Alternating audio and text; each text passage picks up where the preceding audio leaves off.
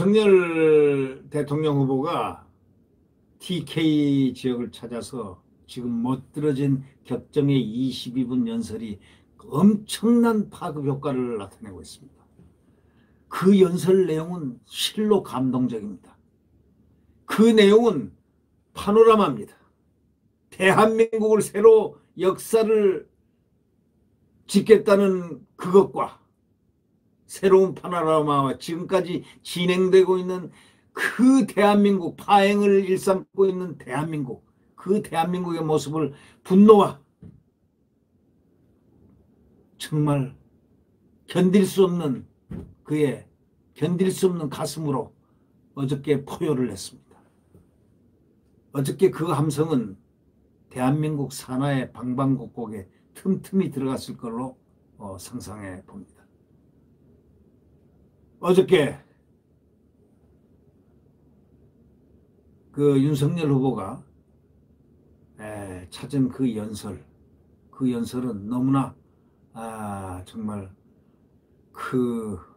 대단했다고 할까요? 어저께는 또 어디를 찾았느냐? 그 연설이 끝나고 난 다음에 원자력 발전소 탈원전이라고 해서 이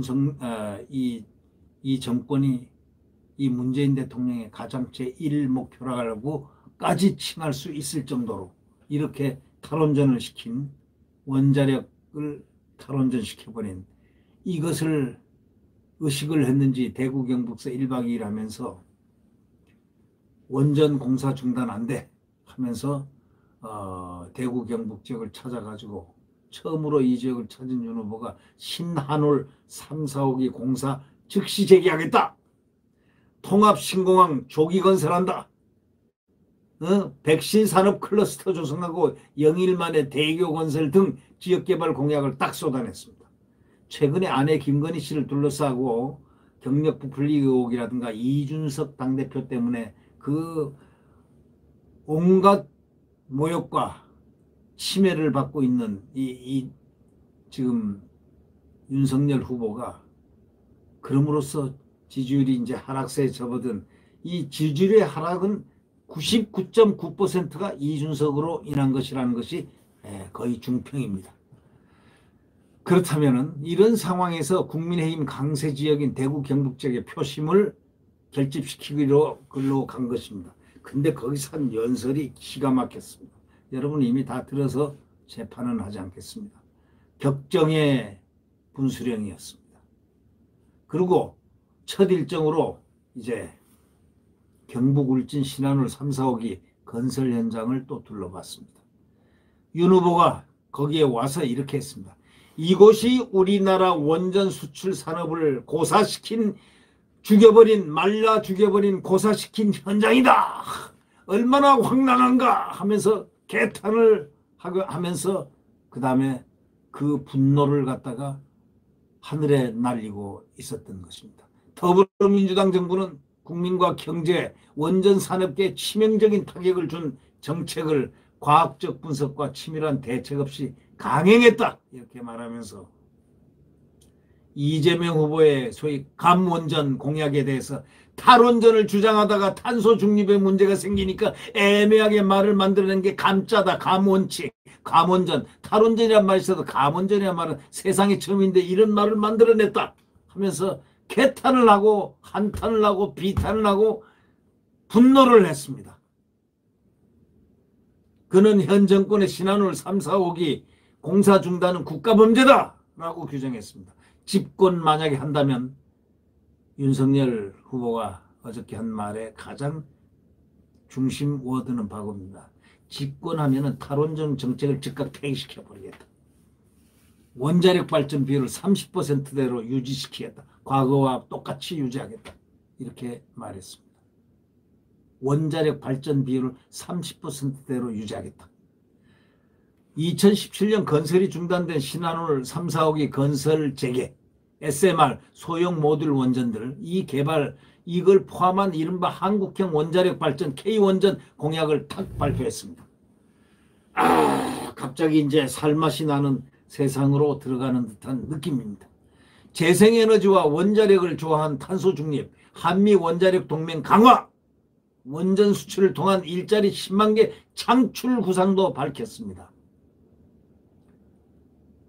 안동의 도산서원도 또 찾아가지고 태계 이황 선생의 그 위패를 모신 상덕사에서 참배도 했습니다. 도포 차림에 갓을 쓴 윤 후보, 도산서원 방명록에 이렇게 썼습니다. 태계 이황 선생의 선비정신을 받들어 나라를 바로 세우겠다. 이렇게 썼습니다. 경북 선대위 출범식도 안동에서 그래서 열렸습니다. 이 자리에서 뭐라고 했느냐. 독재정부는 경제를 확실하게 살려놓아 독재정부가 과거의 독재정부들입니다.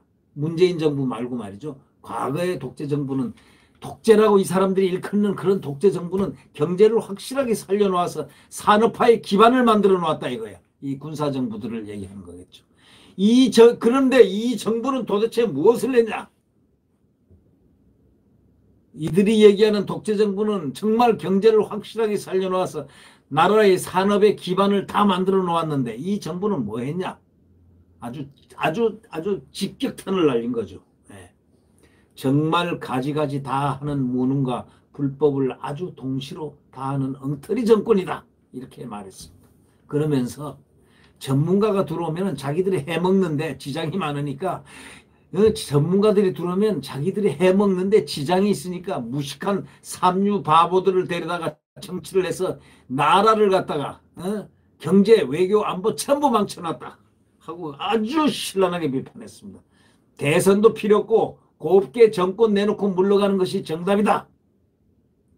대선 가기 전에 물러나라 이런 얘기입니다.